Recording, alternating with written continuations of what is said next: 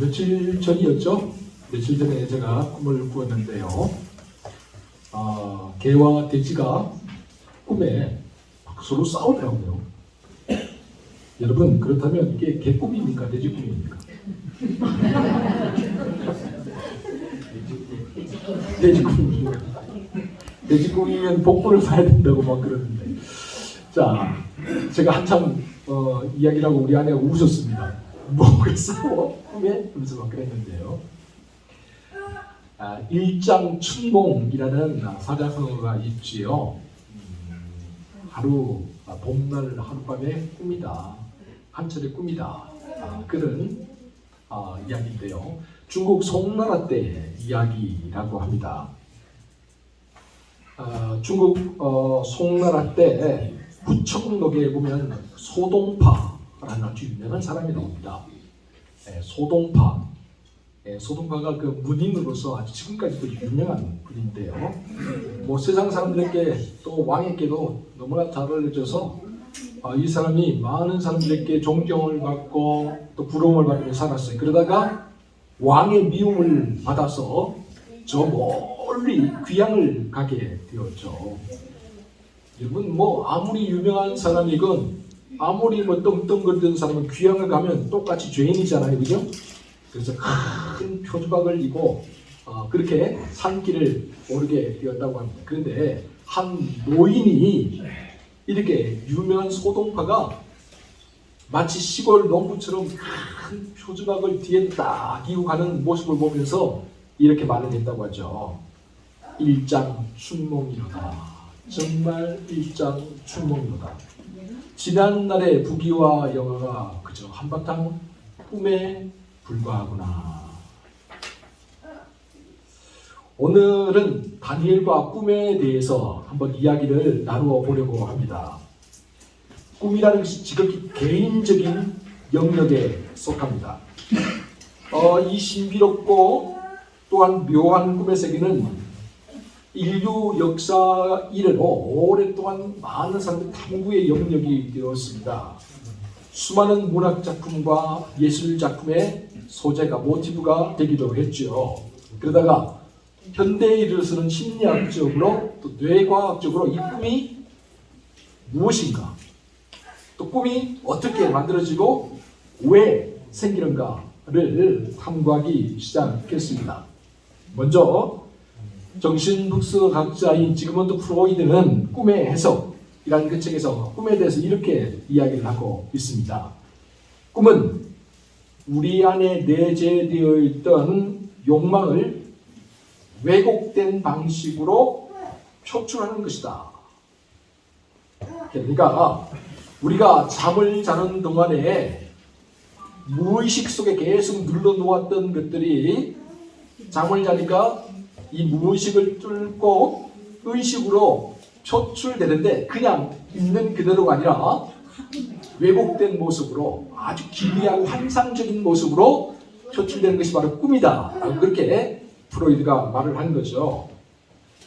프로이드가 꿈을 학문의 대상과 연구의 대상으로 삼았다라는 점에서는 정말 많은 공헌을 한 사람입니다. 그러나 꿈이 단순히 우리 내면에 내재된 욕망의 왜곡된 표출이다라고만 하기에는 뭔가 좀 부족한 것이 많다라는 것이죠. 그래서 현대에 이르러서는 뇌과학적으로 사람들이 이 꿈이 뭔가를 추적하기 시작했습니다. 사실 알고 보면 꿈이라는 게 매우 현실적이다라는 거죠. 모양과 형상은 약간 기괴할 수는 있지만 우리가 꾸는 꿈의 상당 부분이 사실 우리 현실에서 일어나는 사건들이나 내용들을 바탕으로 하고 있다라는 것이죠.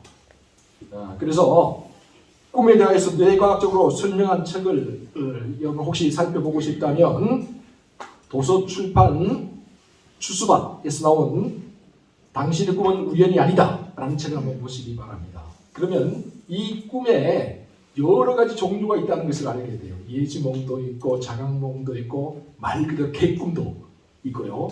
여러 가지 다양한 종류의 꿈들이 있고 그 꿈들을 왜 꾸게 되는가에 대해서 이야기를 하고 있기도 합니다.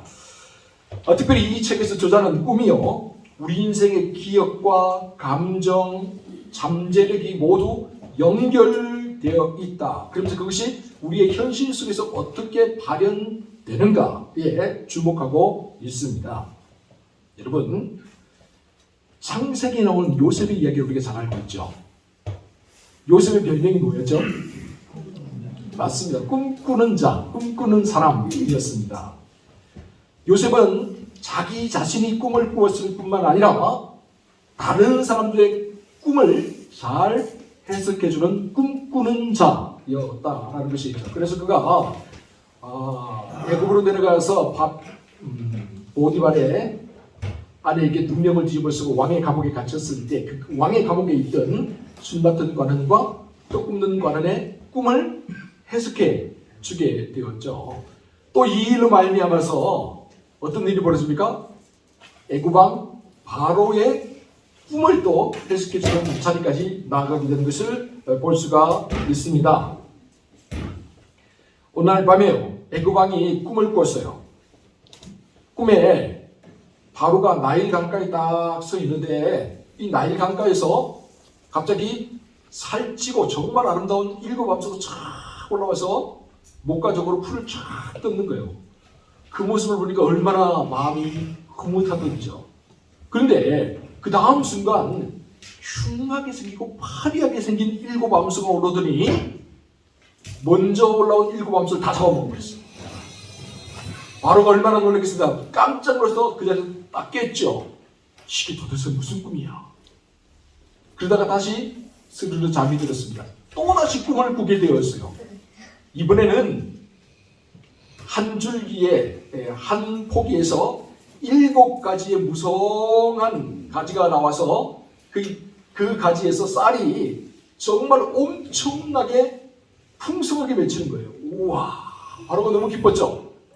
근데 그 다음에 또 한 포기가 나오더니 파리하고 흉측하게 정말 아무것도 아닌 동풍에 마른 것 같은 그런 7가지가 나오더니 그냥 이 앞에 7가지 다 잡아먹은 거예요. 바로가 꿈에서 깨어났습니다. 아니 도대체 이런 꿈이 무슨 회개망측한 꿈이 있냐? 바로가 너무 고민되고 번민되어서 아침까지 기다릴 수가 없어요. 신하에게 명령해서 애굽의 지혜자들, 술법사들, 박술가들 다 불러라. 그리고 그들에게 바로가 자기의 꾼 꿈을 이야기해 주었습니다. 그런데 바로의 꿈을 듣고 이 꿈을 해석하는 사람이 아무도 없는 거예요. 그러자 바로 곁에 있던 술 맡은 관원장이 자기가 감옥에 갇혔을 때 자기와 떡 굽는 관원장의 꿈을 해석해주고 그대로 그 꿈대로 이루어졌던 요셉을 기억해 내게 되죠. 그때가 바로 만 2년이 지나서예요. 만 2년, 한 3년 정도 지나서 비로소 이 일이 벌어진 거죠. 그래서 당장 그 아이를 데리고 와라. 그래서 감옥에서 갑자기 왕의 앞에 요셉이 서게 되었죠. 왕이 묻습니다. 내가 들은즉 너는 꿈을 들으면 능히 그 꿈을 해석한다고 하더라. 정말이냐? 여러분 그때 요셉이 한 말을 우리 창세기 한번 가만 41장을 보세요. 이렇게 대답을 합니다. 내가 아니라 하나님께서 바로에게 편안한 대답을 하시리라. 요셉이요, 꿈이 누구로부터 왔다고 생각하고 있습니까? 하나님께로부터 왔다는 사실을 알고 있었어요. 단순히 사람들이 욕망이 왜곡되게 표출되는 게 아니고 정말 중요한 꿈들은 하나님께로부터 온다라는 사실을 요셉이 알고 있었던 거예요. 그래서 내가 바로의 꿈을 해석하는 게 아니고 하나님께서 그 꿈을 해석해 줄 겁니다 라고 그렇게 자신 있게 대답할 수 있었던 거죠. 바로의 꿈을 다 듣고 난 다음에 요셉이 이야기를 합니다. 바로가 꾼 꿈은 한 가지입니다.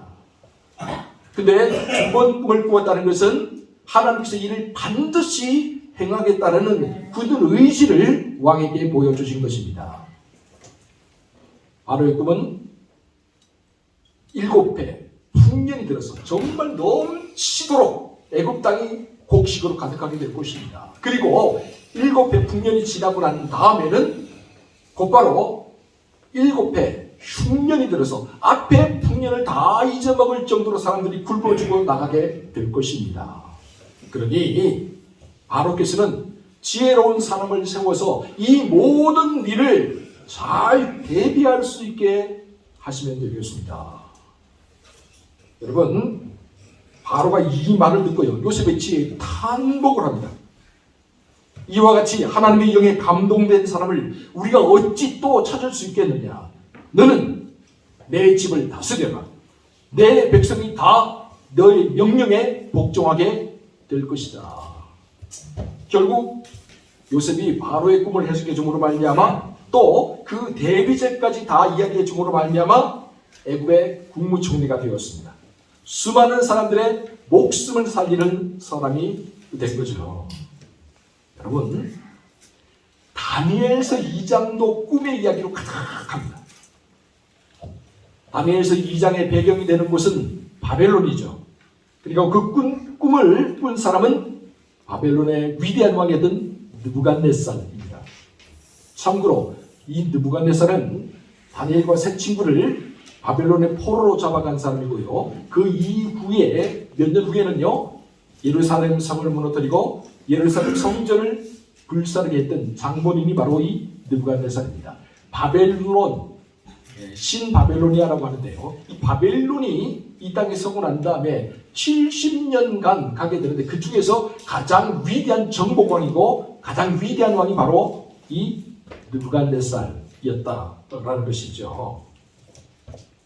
그런 정복한 식민지들을 바벨론화 시키는데 앞장섰던 인물이죠.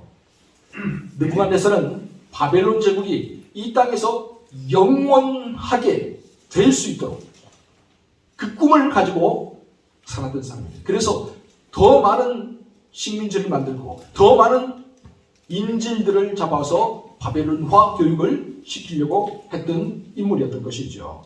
그러다 어느 날 이 느부갓네살이 잠을 자다 꿈을 꾼 거예요.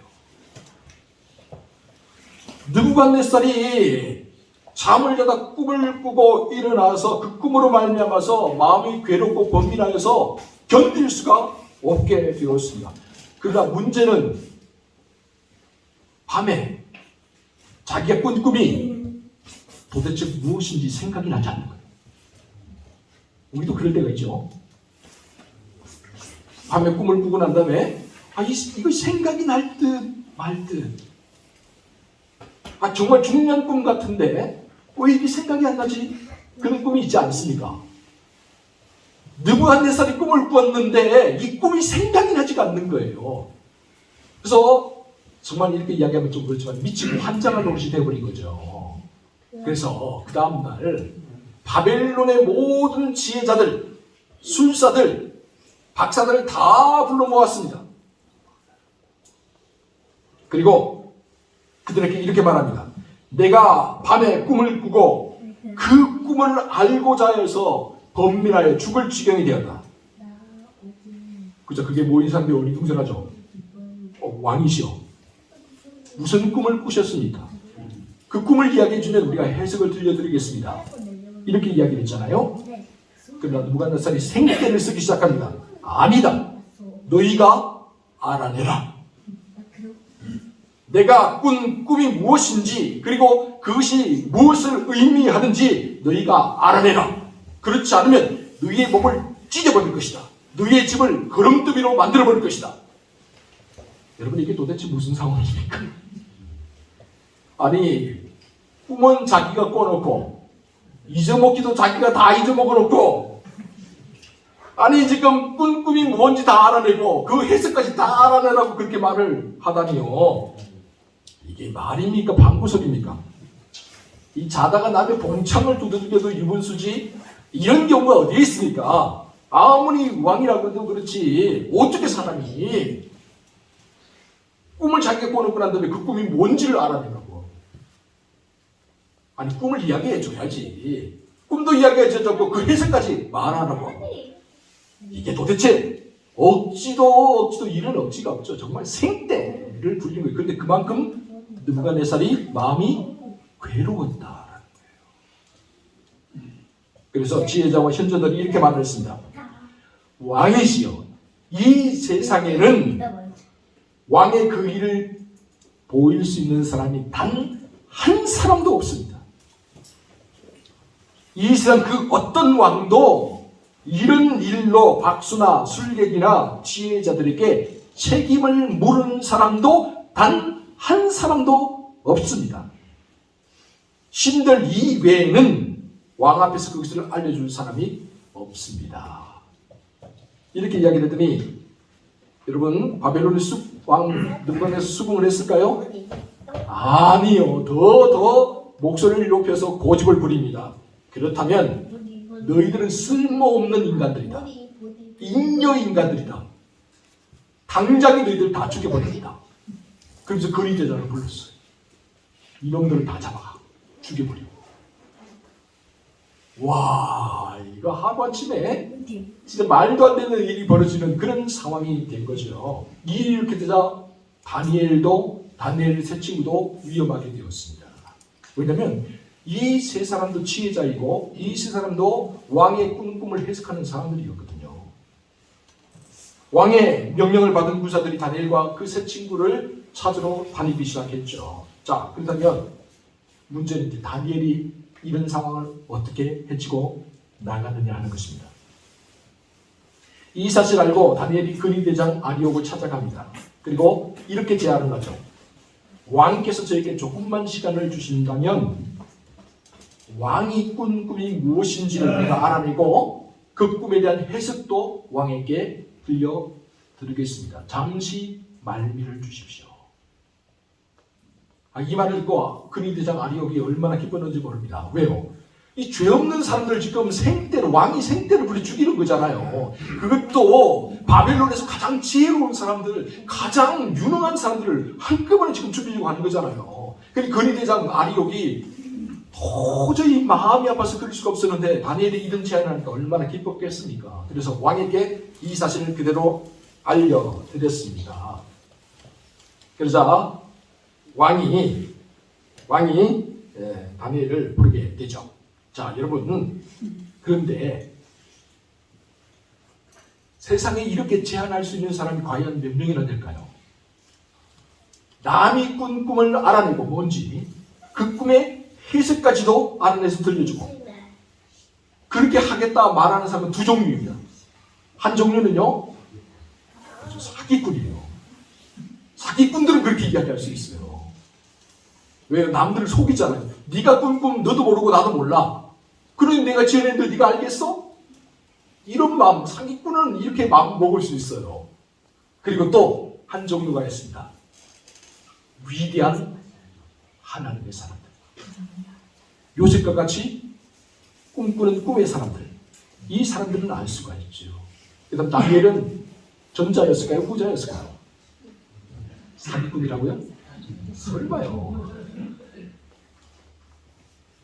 자, 여기서 주목해보던 것은 다니엘이 지금 느부갓네살 왕의 꿈을 알고 이야기를 할까요? 아직 모르는 상태에서 이야기를 할까요? 그래요. 아직 알지 못하는 모르는 상태에서 이 말을 했다는데 우리 주목해볼 필요가 있어요. 그 말은 뭡니까? 다니엘이 지금 자기의 전부를 건 거예요. 만약에 그가 왕이 무슨 꿈을 꾸는지 알아내지 못하고 그 해석까지 알아내지 못한다면 그는 죽임을 당할 거예요.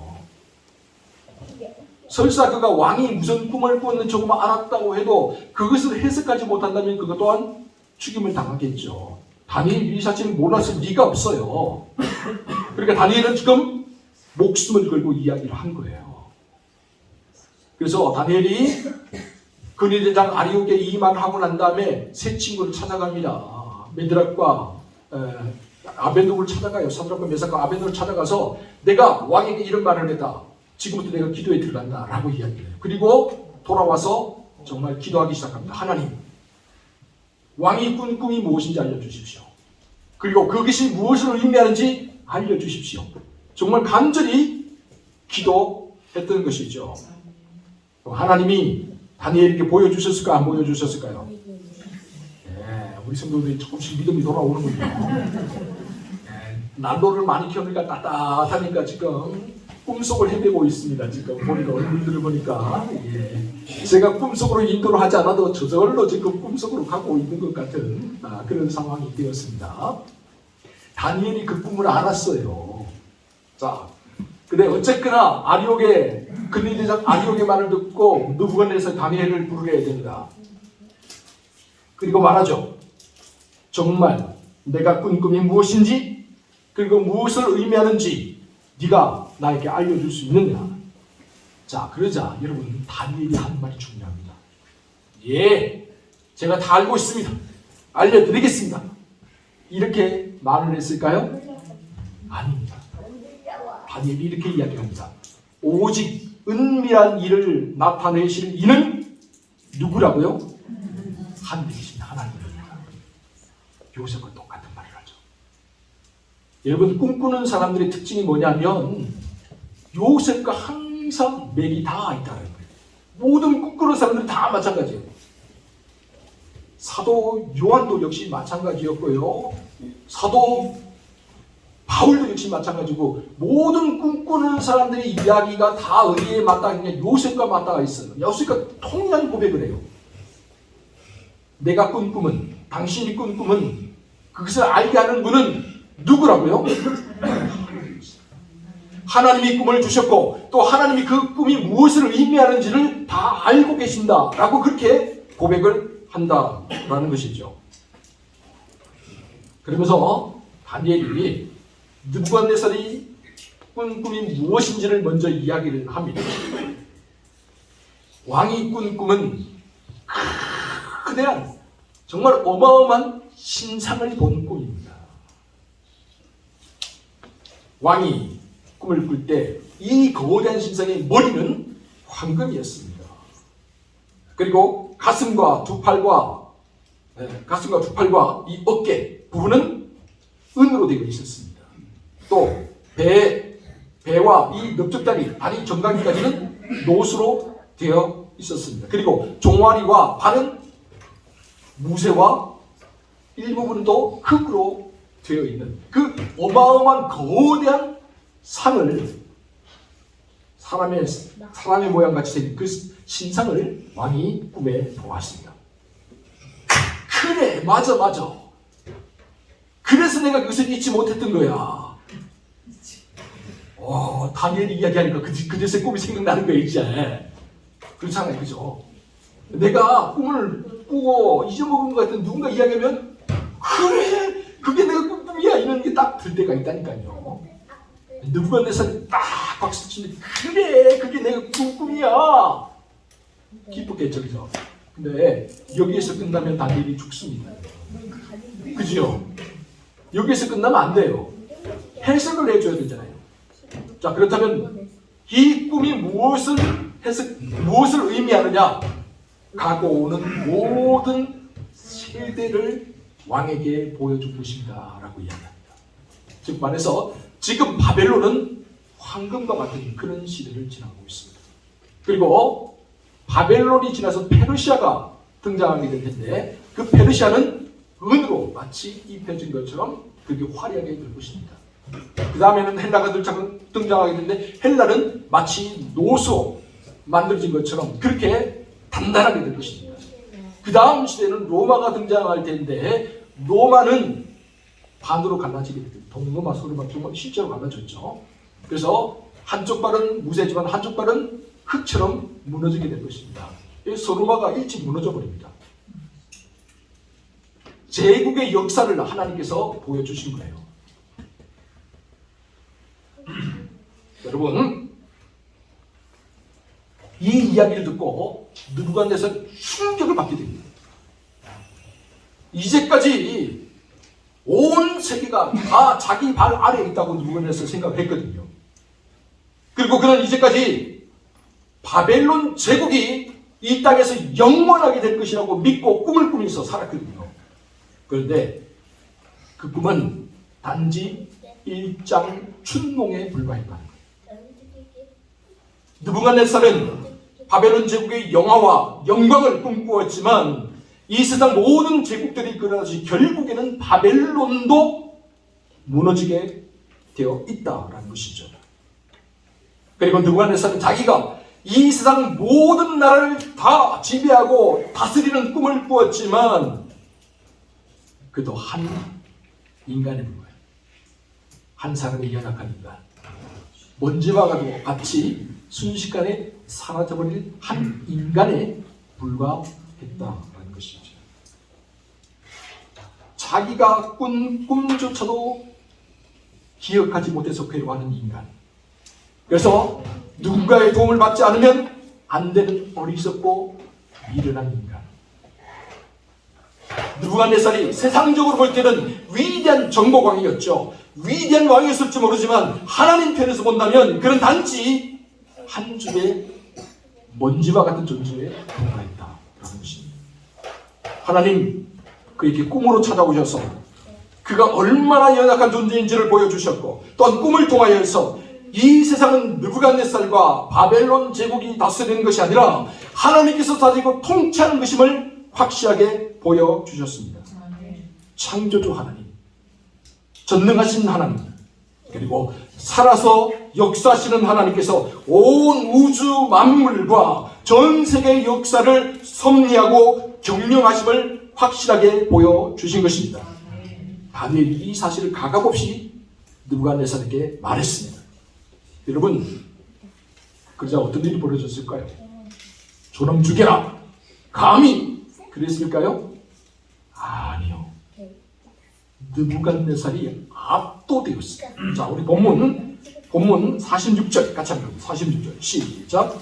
이에 느부갓네살 왕이 엎드려 다니엘에게 절하고 명하여 예물과 향품을 그에게 주게 하니라. 아멘. 여러분, 느부갓네살이 누굽니까? 바벨론에서 가장 제일 높은 짱이잖아요. 짱. 거기다가 바벨론에서 가장 위대한 정복왕이었어요.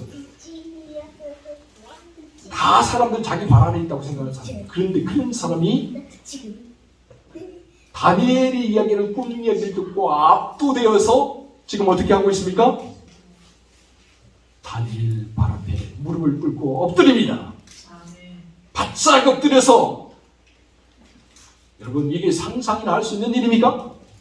지금까지 세상 모든 사람들이 다 자기 앞에 바짝 엎드려서 경배를 하고 머리를 조아렸지, 자기가 지금 이 포로로 잡혀온 다니엘 앞에 바짝 엎드려서 지금 예물을 드려라 라고 그렇게 할 줄 누가 꿈이나 상상이나 했겠습니까? 하나님의 그 위대하신 섭리 앞에 이 느부갓네살이 압도되었다. 그야말로 압도되었던 거예요. 그래서 그는 동시에 두렵고 떨리고 신비롭기 때문에 자기도 모르게 엎드려서 다니엘에게 마치 신에게 하듯이 그렇게 경배하는 그런 일이 벌어지게 된 것이죠. 여러분, 다른 사람이 꾼 꿈을 뭔지를 알아내고 그것을 해석한다는 것은 사람이 하는 일이 아니잖아요. 여러분, 이건 정말 하나님의 영에 감동된 사람이 아니라면, 하나님의 손길에 붙잡힌 사람이 아니라면 감히 이 세상 그 누구도 흉내조차 낼 수 없는 일이었습니다. 그런데 이 일을 해낸 사람이 지금 자기 앞에 있습니다. 그가 누구입니까? 다니엘, 위대한 하나님의 사람. 그러니 어찌 느부갓네살이 무릎을 꿇지 않을 수 있겠습니까? 그러니 어찌 느부갓네살이 바닥에 바짝 엎드리지 않을 수 있겠습니까? 느부갓네살은 마치 그의 신에게 그렇게 경배하듯이 다니엘에게 경배하면서 다니엘에게 예물과 향품을 주었을 뿐만 아니라 다니엘을 높여서 바벨론의 모든 지혜자의 어른으로, 수장으로 삼았습니다. 뿐만 아니라 다니엘의 요청에 따라서 다니엘의 세 친구 사드락과 메삭과 아벳느고를 또 지방관으로, 지방을 다스리는 사람으로 삼았습니다. 사랑하는 여러분, 우리 마음에 꿈을 주시고 비전을 주시는 분은 하나님임을 믿으시기 바랍니다. 또한 그 꿈을 깨닫고 그 꿈대로 살아가게 우리를 인도하시는 분도 하나님이심을 믿으시기 바랍니다. 뿐만 아니라 우리를 통해 마침내 그 꿈을 이루어주는 분도 하나님임을 믿으시기 바랍니다.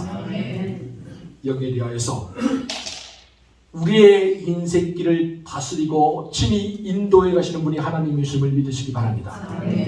또한 이 세계의 역사와 이 세상의 모든 것을 다스리는 분도 하나님임을 믿으시기 바랍니다. 뿐만 아니라 온 우주 만물을 통치하시고 섭리하는 분도 하나님임을 믿으시기 바랍니다. 그리고 우리는 그런 하나님을 믿는 하나님의 사람들이라는 사실을 믿으시기 바랍니다. 언제나 이 사실을 가슴에 품고 살아가는 저와 여러분 모두가 될 수 있기를 주의 이름으로 축원합니다. 기도하겠습니다. 사랑하는 주님, 오늘 우리 모두에게 꿈과 비전을 주옵소서. 하나님으로부터 오는 꿈과 비전을 가슴에 품고 살게 하여 주옵소서. 그리고 오늘 이 시대를 향한 하나님의 꿈과 비전, 오늘 우리 양동교회를 향한 하나님의 꿈과 비전을 보게 하여 주옵소서.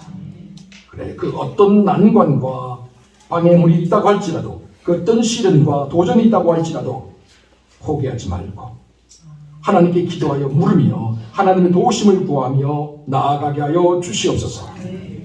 그래, 마침내 하나님의 은혜와 사랑에 힘입어 하나님이 주신 꿈과 비전을 이 땅에 펼쳐나가는 우리 모두가 되게 하여 주시옵소서. 이 모든 말씀을 우리 구주 예수 그리스도의 이름으로 기도하옵나이다. 아멘.